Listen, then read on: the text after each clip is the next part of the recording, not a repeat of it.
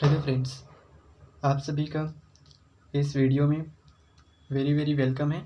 Friends, हम जो है वो क्लास 11 की चैप्टर नंबर 4 फिजिक्स का chapter number 4 Newton's law of motion start करेंगे।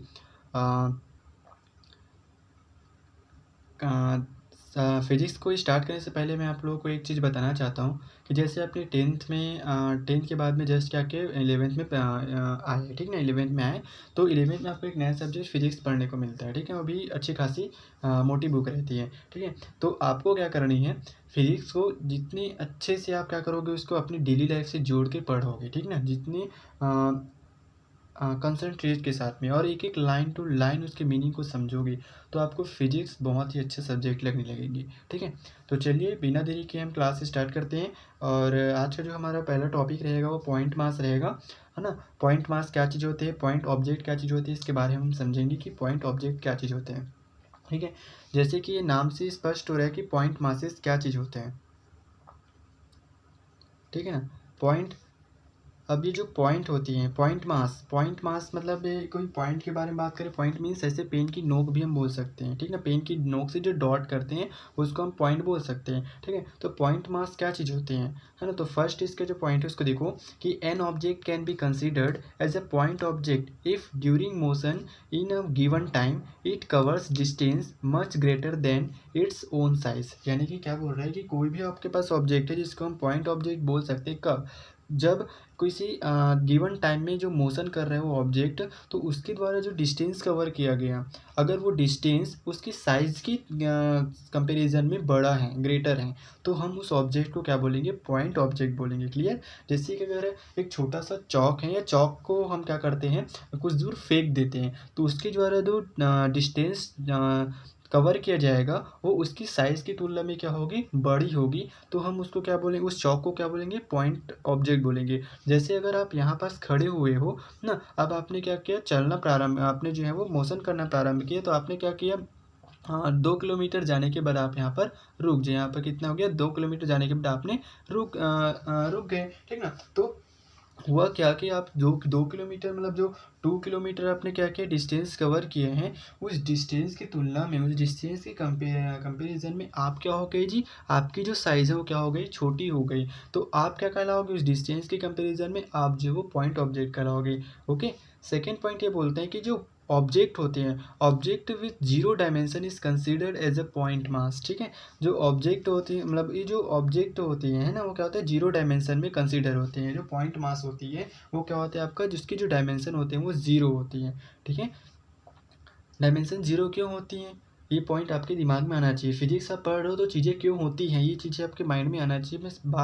मैं आपको बता देता हूँ कि अगर ऐसा हो रहा है, क्योंकि आप साइंस के स्टूडेंट हो, तो ऐसा अगर हो रहा है तो ऐसा क्यों हो रहा है, आपके माइंड में ये चीज़ आना चाहिए, ठीक ना। तो इसमें बोल रहा है कि zero dimension is considered as a point mass की डायमेंशन को हम जीरो क्यों, मतलब इसको मतलब जीरो डायमेंशन क्यों बोल रहे हैं, क्यों, क्योंकि अगर हम पॉइंट मास की अगर बात करें तो जैसे अगर मैं चीज़ को बोलूँ, जैसे एक बस है ना, बस जो है वो अपनी बस स्टेशन से क्या हुआ, अपना उन्होंने मोशन जो है वो प्रारंभ किया और 45 मतलब मान लो 50 किलोमीटर जाकर उन्हें रुक गया। तो 50 किलोमीटर डिस्टेंस की कंपेरिजन में जो बस होगी वो एक पॉइंट से ज़्यादा नहीं होगा, है ना। तो उसको हम क्या बोलते हैं, पॉइंट बोलेंगे। और उस टाइम में उस डिस्टेंस की कंपेरिजन में उसकी जो मास होगी वो बहुत ही कम होगी। अगर हम उस डिस्टेंस से उससे कंपेयर करें तो उसकी जो मास होगी बहुत ही कम होगी, जिसको हम जीरो के इक्वल मान सकते हैं। तो इस कारण से जो पॉइंट मास होते हैं उसको हम क्या बोलते हैं, जीरो डायमेंशंस मानते हैं। ओके।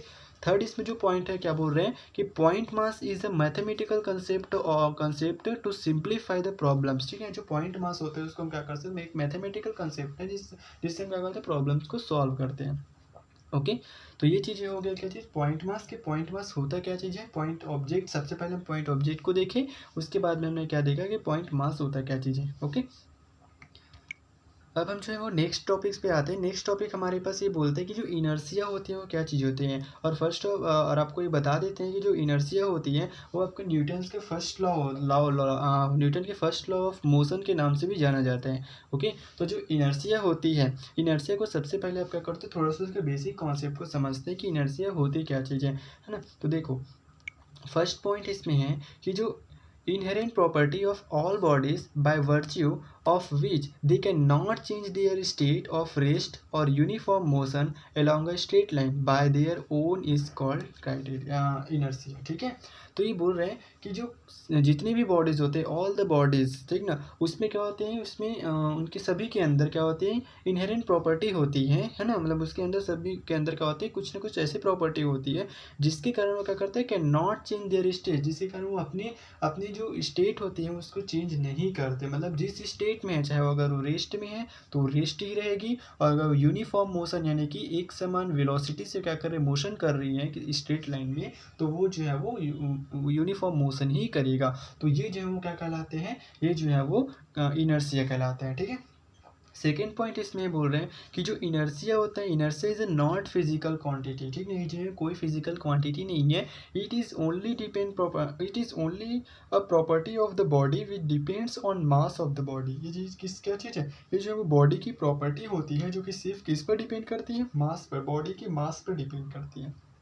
ओके, थर्ड जो पॉइंट अगर देखें तो inertia has no unit and no dimension, क्योंकि ये फिजिकल क्वांटिटी ही नहीं है तो इसके यूनिट्स और डायमेंशंस क्या होंगे, इसके यूनिट और डायमेंशंस नहीं होती।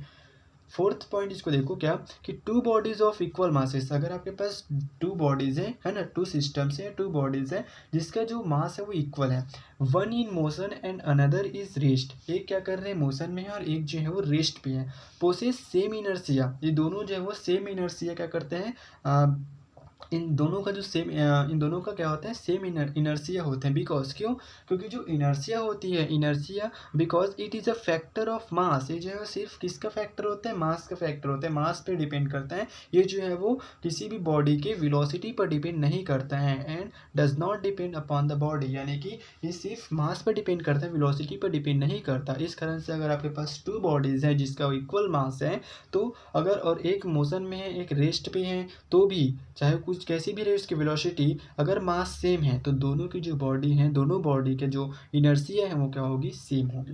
ठीक है, ओके, अब आई होप यू आपको जो पॉइंट ऑब्जेक्ट, पॉइंट मास और इनर्शिया जो है वो समझ में आया होगा। ठीक है, अब हम जो है वो नेक्स्ट जो टॉपिक्स देखते हैं, क्या चीज़, लीनियर मोमेंटम, कि एक्चुअल में लीनियर मोमेंटम क्या चीज़ होते हैं।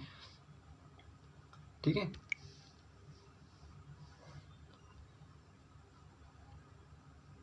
चलिए, अब नेक्स्ट हमारा जो टॉपिक है वो क्या चीज़, आपका लीनियर मोमेंटम। लीनियर मोमेंटम के लिए भी आपके पास कुछ पॉइंट्स हैं, उसको आपको अच्छे से देखना समझना है। ठीक है, फर्स्ट पॉइंट ये बोलते हैं कि जो linear momentum of a body is the quantity of motion content in the body, है ना। जो लीनियर मोमेंटम होता है, क्या होता है, किसी बॉडी का जो लीनियर मोमेंटम होती है वो क्या होता है, क्वांटिटी होती है, मोशन की क्वांटिटी होती है, वो बॉडी जो कंटेन करती है ना, मतलब बॉडी में कंटेन जो मोशन होती हैं उसकी क्वांटिटी को क्या करते हैं, वो लीनियर मोमेंटम जो है वो बताती है। ठीक है, सेकेंड जो पॉइंट है, it is measured in terms of the force required to stop the body in unit time.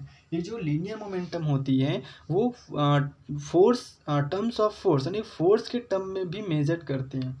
ये जो लीनियर मोमेंटम है उसको हम क्या करते हैं, फोर्स के टर्म में मेजर करते हैं। कब, जब उस बॉडी के लिए टाइम जो हो यूनिट हो, यानी कि उस समय टाइम यानी टी जो है वो क्या हो, यूनिक हो, यानी कि वन हो, यूनिट हो। क्लियर है ना। जैसे अभी इसको देखेंगे कि कैसे जो है वो T is equals to one होने पर हम लीनियर मोमेंटम को फोर्स कहते हैं, है ना, फोर्स के टर्म में डिफाइन कर सकते हैं। इस चीज़ को हमें आगे हम देखेंगे आगे। ठीक ना, थर्ड जो पॉइंट है जो कि वेरी इंपॉर्टेंट है, जो कि डेफिनेशन है किसकी, लीनियर मोमेंटम की। ठीक है, क्या बोल रहे हैं, it is also measured as the product of mass of the body and its velocity, that is momentum is equals to mass and velocity. ठीक है, ये जो लीनियर मोमेंटम होते हैं एक्चुअल में क्या होता है, वो जो है वो उस बॉडी की मास और उसकी वेलोसिटी की मल्टीप्लाई, यानी कि इसके प्रोडक्ट क्या होते हैं, बराबर होते हैं। तो मोमेंटम इज इक्वल टू क्या होती है, मोमेंटम इज इक्वल होता है मास इनटू वेलोसिटी।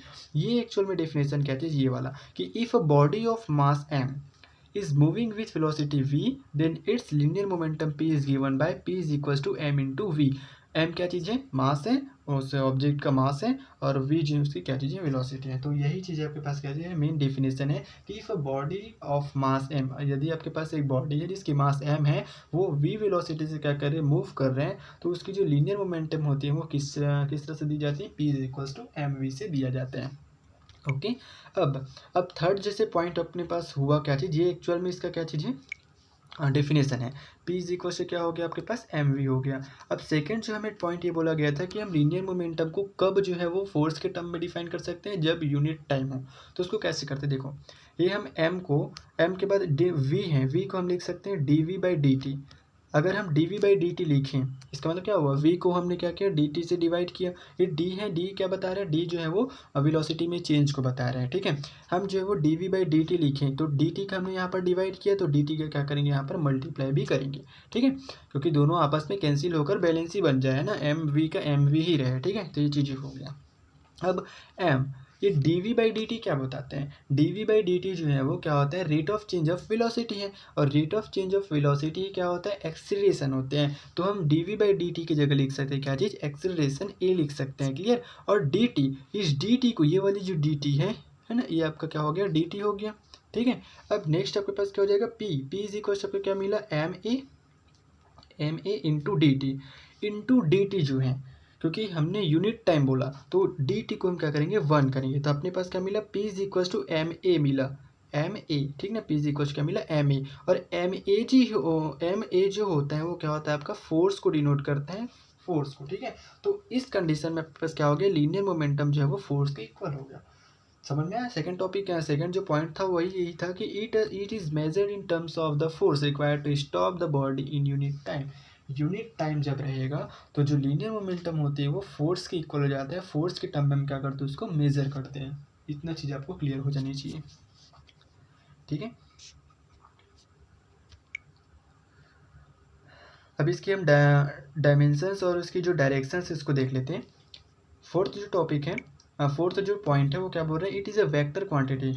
मोमेंटम जो है वो क्या चीज़ है आपका, वेक्टर क्वांटिटी है। इसकी जो डायरेक्शन होती है वो वही डायरेक्शन होती है जो वेलोसिटी की डायरेक्शन होती है ना। तो direction of velocity of the body, clear है ना। जो v की डायरेक्शन होगी वही क्या होगी, p की डायरेक्शन होगी, यानी मोमेंटम की डायरेक्शन होगी। इसकी यूनिट क्या होगा, यूनिट जो है वो किलोग्राम मीटर पर सेकेंड है एसआई में, और सीजीएस में क्या होता है, ग्राम सेंटीमीटर पर सेकेंड, है ना। आप अगर यूनिट निकालना चाहते हो या फिर डायमेंशन निकालना चाहते हो तो आपको बेस्ट रहेगा आपके लिए कि आपको फार्मूला याद होना चाहिए। अगर आपको फार्मूला याद है तब आप क्या कर सकते हो, उसके यूनिट्स और उसके जो डायमेंशन है आप इजी निकाल सकते हो, ठीक है।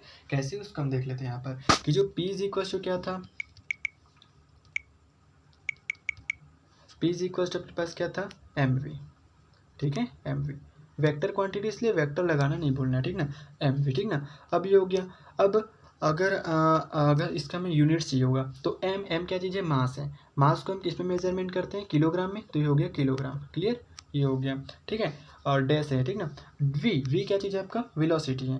वेलोसिटी का डेफिनेशन क्या होती है, डिस्टेंस अपॉन टाइम। तो हम यहाँ पर डिस्टेंस के लिए कौन सा करते हैं यूज़, एम, मीटर, ठीक ना, मीटर हो गया। अपॉन टाइम, टाइम के लिए क्या करते हैं, टी करते हैं, या टी अपॉन टाइम के लिए जो यूनिट होता है वो क्या होता है आपका, एस होता है, ठीक ना। टाइम के लिए क्या होता है, एस, यानी कि सेकंड होती हैं। तो इसका जो हो गया वो क्या चीज़ हो गया, किलोग्राम मीटर पर सेकंड। ये हो गया किसका, इसकी क्या चीज़, एसआई यूनिट हो गया, ठीक है। वैसे अगर हम डायमेंशंस की बात करें तो डायमेंशन में क्या होगा, जैसे ही आपको यूनिट मिल गया आप डायमेंशंस भी निकाल सकते हो, क्योंकि किलोग्राम को हम किस पे डिनोट करते हैं, एम से डिनोट करते हैं, है ना। डायमेंशन में क्या होता है, किलोग्राम यानी कि मासे से उसको एम से डिनोट करते हैं। ये m है, स्मॉल m, उसको ये क्या चीज़ है, लेंथ था, तो लेंथ था यानी कि हम l से डिनोट करेंगे। और ये नीचे आपके पास क्या चीज़ है, अपॉन के नीचे क्या चीज़ है आपका, अपॉन में s है, s यानी कि सेकंड है। सेकंड को हम डायमेंशन फॉर्म में क्या करते हैं, t यानी टाइम से रिप्रेजेंट करते हैं, और ये डिनोमिनेटर में है तो ऊपर जाएगा तो क्या हो जाएगा, ये इनवर्स में लिखाएगा। तो इसका जो डायमेंशन हो गया वो क्या चीज़ हो गया, mlt इनवर्स हो गया।